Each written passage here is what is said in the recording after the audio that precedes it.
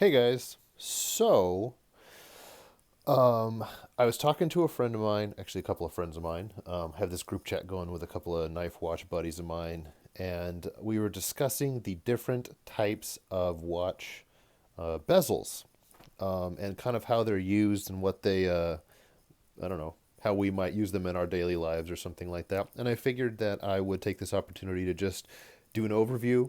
There's a bunch of videos out there about this. This is just in case you're happening upon my video about this, or if you follow my channel but you're not a big watch channel guy.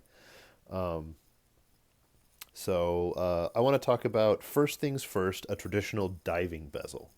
So we're going to look here. This is my brand new Seiko SBDC 053, the 62 MAS reissue that just came out not too long ago.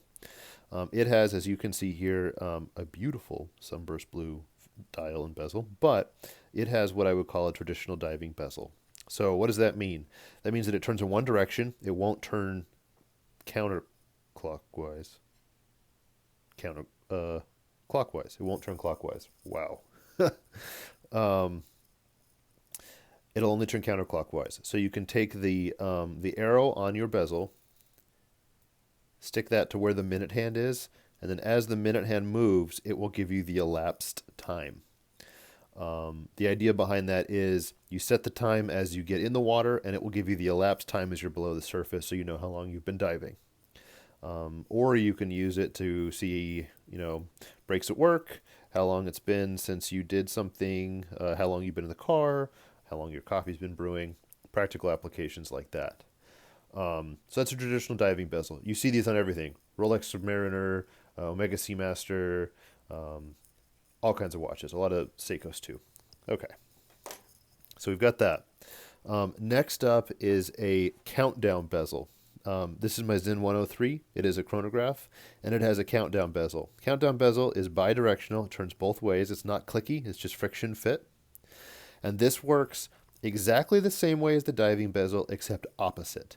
So instead of putting the arrow at the minute hand and then having the minute hand count past, you put however much time you would like to watch count down. So if you're doing a 5-minute brew on a French press, you set the 5 minutes to the minute hand. When the minute hand reaches the arrow, 5 minutes have elapsed. On a chronograph like this, you could also just start the chronograph, but you do have both options. You could time two different things that way. So this is a countdown bezel. This watch also has a beautiful display back, just to show that off. So countdown bezel. You see these a lot on Zins and Damascos, stuff like that. It's not something that I see in a lot of Swiss watches. I can't actually think of a great example off the top of my head. But that's another type of bezel on a watch. A third type, and this one is a little bit more obvious, is a GMT bezel. You see these on these. You see them on GMT Master 2, stuff like that. And what it does is you have your traditional hour and minute hand, your second hand, and then this other red hand here is your GMT hand.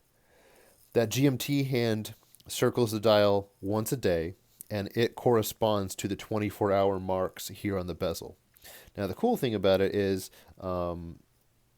you can leave. The way that I do this is I leave the GMT. This watch is not set correctly right now, but I leave the GMT set for my local home time.